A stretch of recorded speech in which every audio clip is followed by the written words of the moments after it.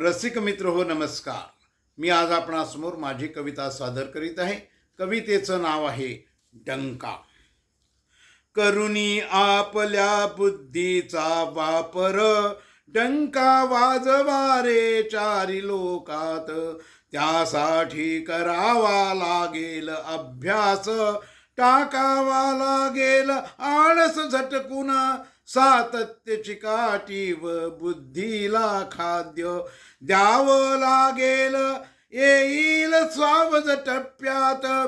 बुद्धीचा करिता योग्य वापर, वाजेल डंका तुझा चारी लोकात. तुझा डंका वाजताना पाहून तुझ्या आई बाबांना वाटेल समाधान. मित्रमंडळींना वाटेल तुझा अभिमान.